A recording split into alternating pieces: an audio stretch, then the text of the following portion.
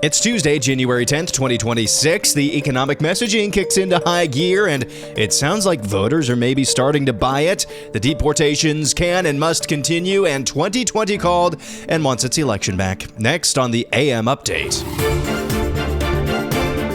President Trump spoke to Larry Kudlow about the state of the economy. He touted the GDP, what he's expecting the GDP to be for the first quarter of this year and the fourth quarter of last year, and tells Kudlow once this key change comes down the pike, he expects the economy to go to the moon. I think we're going to do something that's really spectacular. We should be at 15%.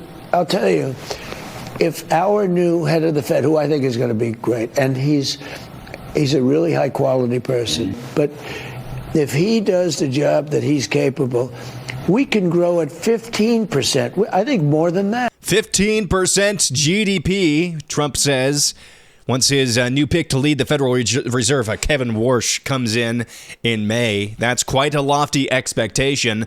Doug Burgum, Secretary of the Interior, also spoke about President Trump's economic messaging and plans and says it's working. Well, they're critics because President Trump's economic policies are working, whether it's energy dominance, which is making sure that we've got prosperity at home and peace abroad, or whether it's his tariffs. Everything that they were concerned about that they thought was going to be an issue has turned out to not be. President Trump right again on economic policy. And again, for Americans, that means lower gas prices. When you have lower energy prices, it lowers the price of the clothes on your back, the food on your table, how you heat your home, the gas in your car. Energy prices are a component of anything, and he's driven those down tremendously. We've got states that are under $2 a gallon of gas. We have 31 plus states that are below 3 gallons. Right. Your individual results may vary because we have some states that are fighting President Trump's agenda, but those people that support his economic agenda live in those states are thriving. The economic boom that we're going to see this year in terms of growth, real wages, taxes are down, regulations are down, income is up. 2026 is going to be a fantastic year for the. So there is Secretary Doug Burgum, the Interior Secretary. You'll recall on Friday I covered a few stories, maybe painting a picture of economic doom. It's clear the White House has kicked its messaging into full gear, and now it sounds like maybe voters are starting to believe what they're hearing from the White House. If I'm going to cover the bad stuff, I'm going to cover the good stuff as well. This is a Gallup, the OG granddaddy of tracking polls. They just released their findings for Americans' expectations over the next 6 months. Economic growth, 49% of Americans say they expect it to go up. That's 11 points higher than the last time they tracked this. Only 36% of Americans expect the economic growth to go down. 50% of Americans expect the stock market to go up. That's 21 points over the last time that Gallup asked that question. Unemployment, however, 50% expect unemployment to go up. That's plus 3 points since the last time they asked that, and the highest level since April of 2020. 32% think it'll go down. And on inflation, 62% think that inflation is going to keep going up. That's down a point from the last time they asked that question. So 3 out of the 4 of those questions indicate that Americans in this Gallup tracking poll think that the economy is at the very least going to get marginally better. Thought that was interesting. Let's go to this. CBS News had a breathless headline. Less than 14% of those arrested by ICE in Trump's first year back in office had violent criminal records, document shows. Here's part of the story. Less than 14% of nearly 400,000 immigrants arrested by Immigration and Customs Enforcement in President Trump's first year back in the White House had charges or convictions for violent criminal offenses. It's according to an internal Department of Homeland Security document obtained by CBS News. You may be wondering, hey, that goes against the messaging. The Trump administration has adopted only the worst first. Well, there's a little catch here. Illegal alien drug traffickers, human smugglers, child porn distributors, fraudsters, drunk drivers, etc. were not classified as violent in the data that CBS is reporting on. So that's a little bit of a problem there. You would have thought that that parenthetical information might have been helpful.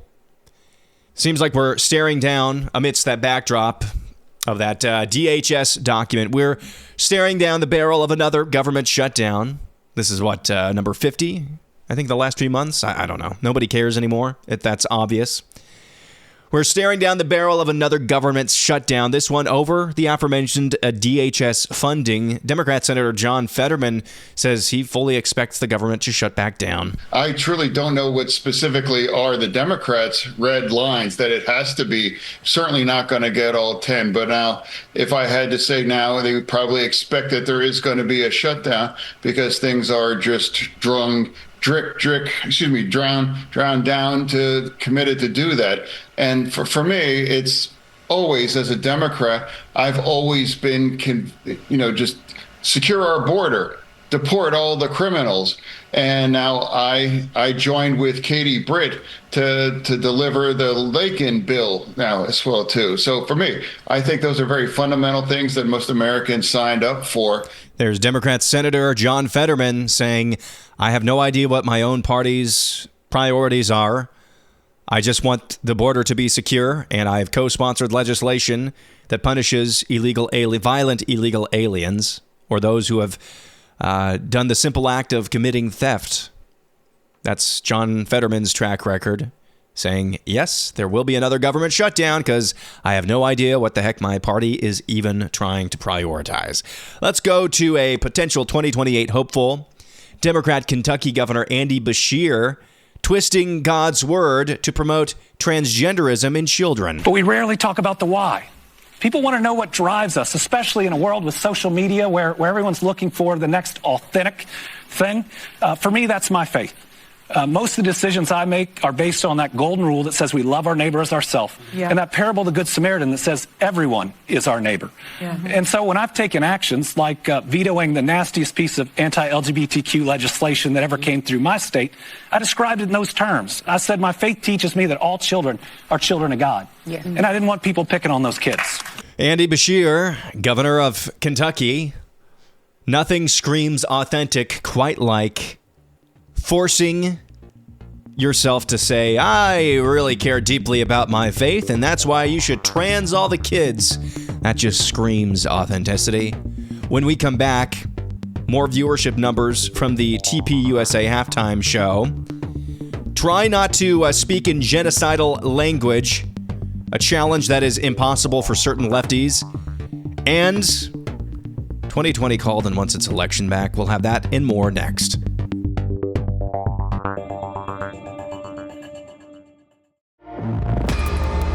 Lee, you can't sing.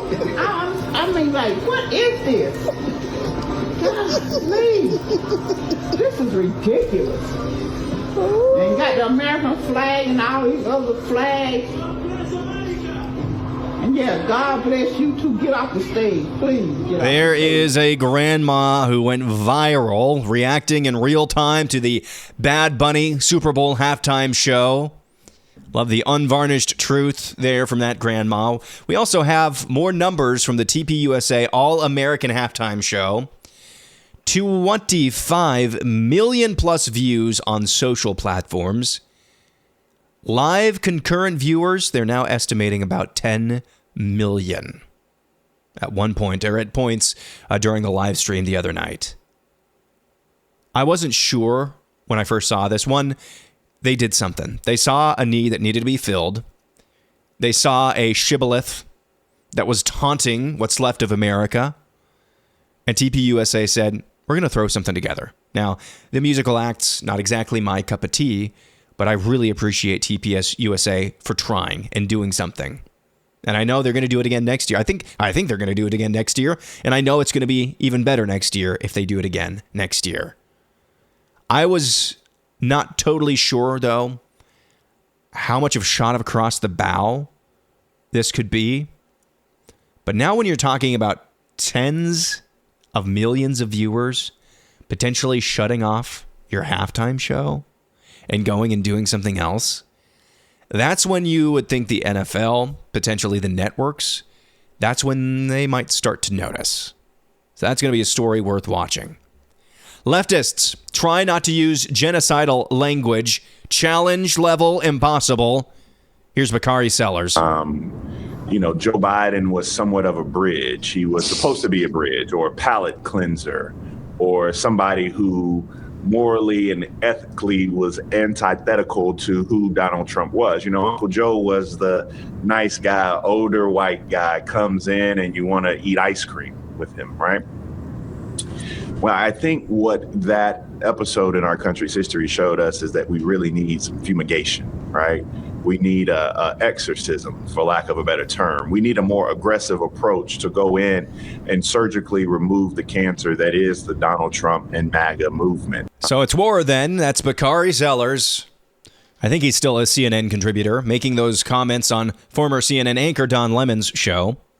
Don Lemon, of course, he is charged with a very serious crime and faces potential jail time for storming a church. So Bakari Sellers says it's time for a fumigation. Interesting connotations with that word. A fumigation of MAGA in this country. Sounds very genocidally. And then there's this. If you thought that was fun, you're going to love this.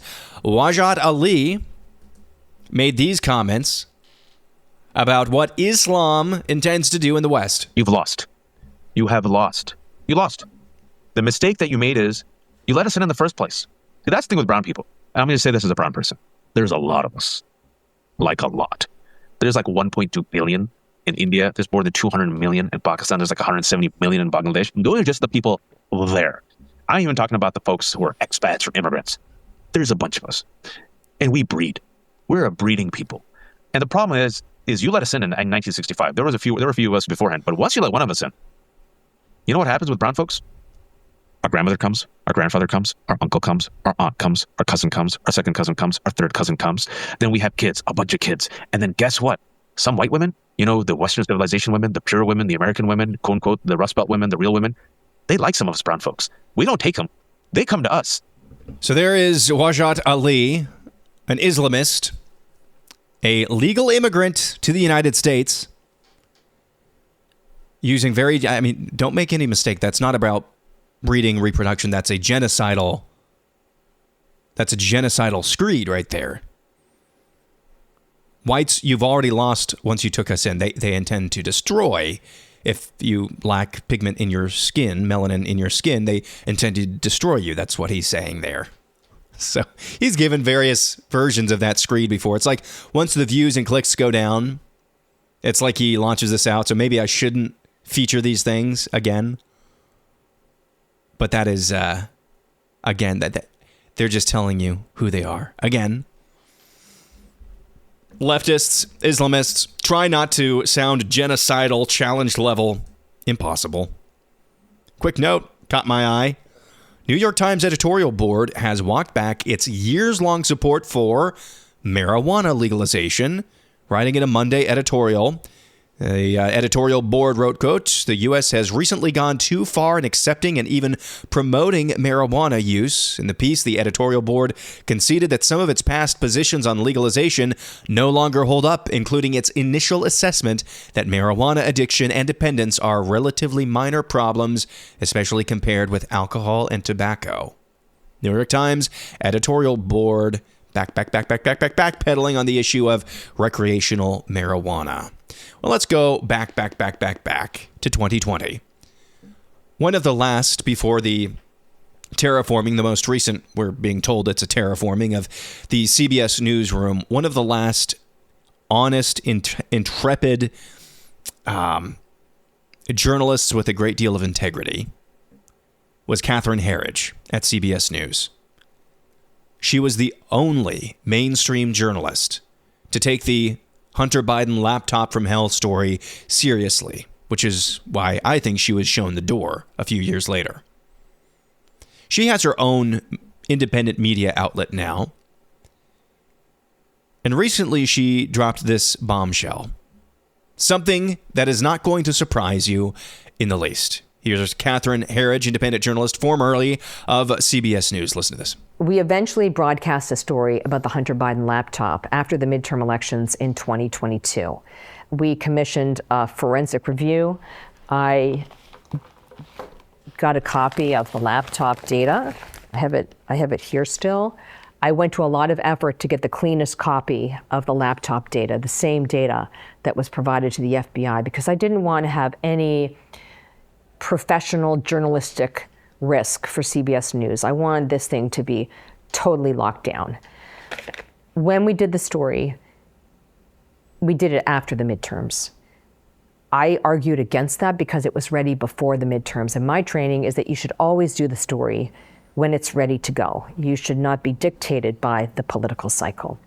Once we got the laptop story on the morning news, I felt that there was so much there that we could still do. For example, in the text messages, there's unfortunately the use of the N-word, the liberal use of the N-word. And I thought this was worthy of a story, but I was told that it was not something that interested CBS News. Then I asked for a forensic review of the laptop, and we found that there were more than half a dozen emails that were likely used by Joe Biden. I thought that was a story. But the answer that came back was, well, we need to know what the content is of the emails. But that was going to be a years-long process. So there was no way. So there were a lot of reasons I was told not to do it, not to pursue it. I spent a lot of my time at CBS following the Hunter Biden story. And one of the things that really struck me is this kind of disconnect. I didn't understand how a senior executive like George Cheeks could tell me that this was a high priority for the network and for his boss. And yet the executives at CBS News, show producers, anchors could refuse that. I came to the conclusion that they must have felt that they were more powerful than George Cheeks, which was astonishing to me. I'd never worked at a place where a directive from the top would be so defied. There is Catherine Herridge's report, in part, recent report on the details behind the overt but covert efforts to basically nuke every single story she wanted to run about the Hunter Biden laptop from hell. And that brings me to air analysis. Slightly acidic, mostly necessary. Quite simply, if you ever get challenged about the 2020 election, whether or not it was rigged and or stolen, just send them to that video. That is election interference. Everyone knows the motivations for spiking stories about Hunter Biden using the N-word liberally. Everyone knows the motivations for spiking stories about the Democratic nominee at the time, Joe Biden, being involved in emails in shady deals. Everyone knows the motivations for that. It's to protect Joe Biden. I.e., they were rigging the election for Joe Biden. So, I don't know about Dominion voting machines. I don't know about mail-in voting, although I think I do. Not a good idea. It's probably how they cheated as well, but there's less verifiable evidence for that because of the machinery of voting. But something I do know is what you just heard.